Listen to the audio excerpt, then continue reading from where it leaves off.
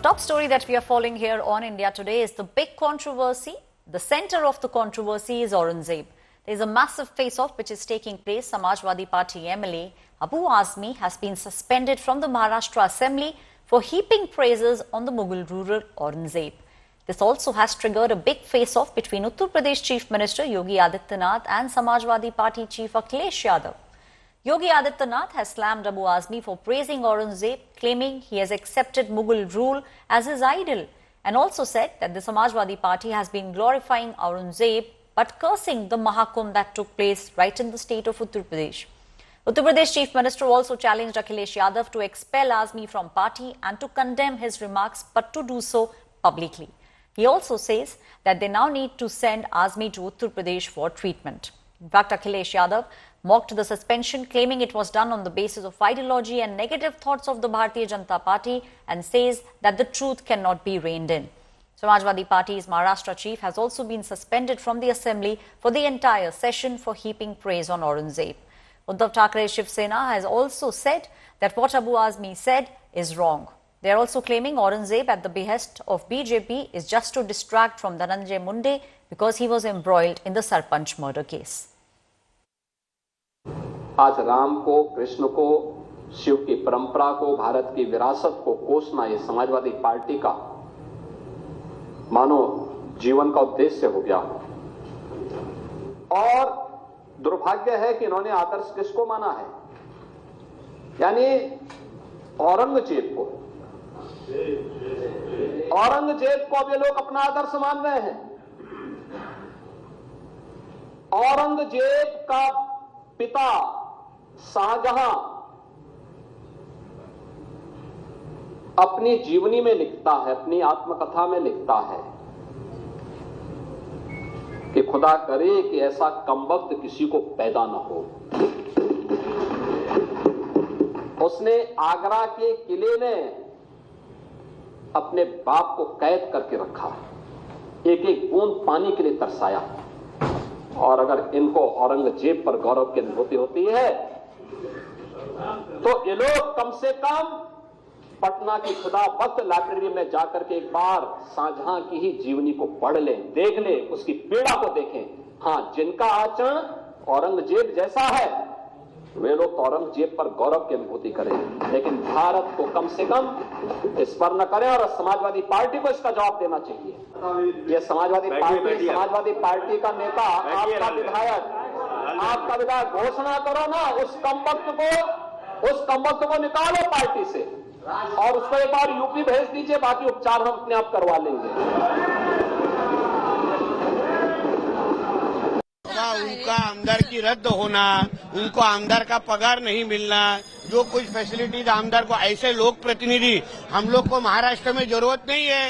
उनको भेज दो पाकिस्तान में औरंगजेब की चाटने के लिए, हम लोग को जरूरत नहीं है। देखिए, औरंगजेब का बारे में जो बयान दिया था वो किसी को मदद करने के लिए दिया था। भारतीय जनता पार्टी कल विधानसभा में संकट में थी। धनंजय मुंडे के ऊपर विपक्ष हमला करने वाला था, हमलावर हुआ था, तो उनसे ध्यान भटकाने के लिए बीजेपी की तरफ से एक आदेश आ गया अबू भाई को, कुछ ऐसा स्टेटमेंट दे दो कि हम भी हंगामा करेंगे, हम भी भाषण करेंगे और पूरा माहौल बिगड़ जाएगा। तो औरंगजेब के ऊपर भाषण दे दिया और पूरा हंगामा कल हो गया। उधर इस्तीफा दे दो, इस्तीफा दे दो। धनंजय मुंडे के बारे में चर्चा नहीं हो गई।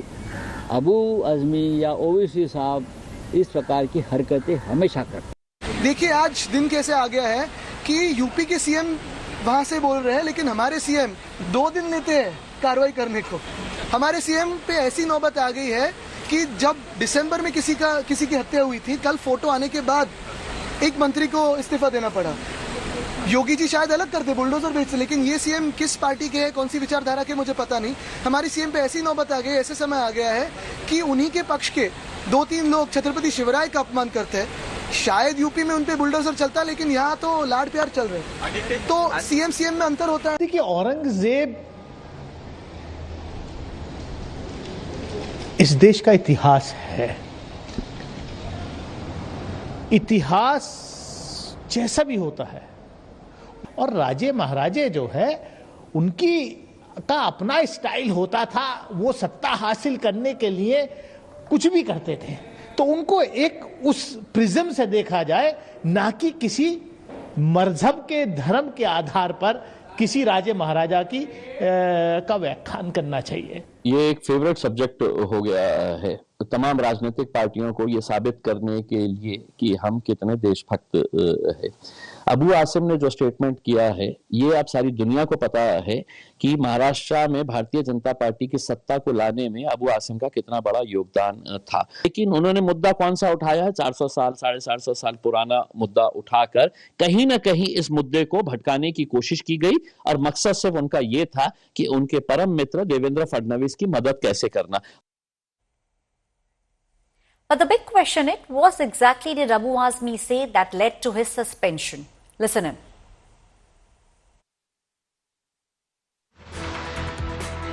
Now we are seeing a storm that began in the state of Maharashtra has now travelled to the state of Uttar Pradesh, and at the centre of this new controversy is Aurangzeb.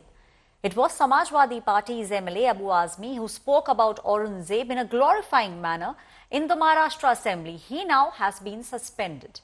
But we are seeing what took place, what began in the state of Maharashtra. The ripples of that can now be felt in the state of Uttar Pradesh. Also, Yogi Adityanath has taken a pot shot at Samajwadi Party chief Akhilesh Yadav. But what led to Abu Azmi's suspension? Listen in. सब गलत history दिखाई जा रही है। औरंगजेब रहमतुल्लाह अलैह ने बहुत सारी मंदिरें बनवाई हैं, और आप बनारस में जाकर देखेंगे एक बच्ची, पंडित की बच्ची को, जब उनका ही एक सिपाही सालार उसके साथ शादी करना चाहता था, उन्होंने उस सिपाही सालार को 2 हाथियों के बीच पैर बांध कर मार दिया, और उन पंडितों ने उनके लिए एक मस्जिद बना के दिया वहाँ पर। क्या बात करते हैं, गलत हिस्ट्री। तो आप औरंगजेब को क्रूर शासक नहीं मानते हैं? नहीं, मैं नहीं मानता। औरंगजेब क्रूर शासक नहीं है? बिल्कुल नहीं, मैं बिल्कुल क्रूर शासक नहीं मानता।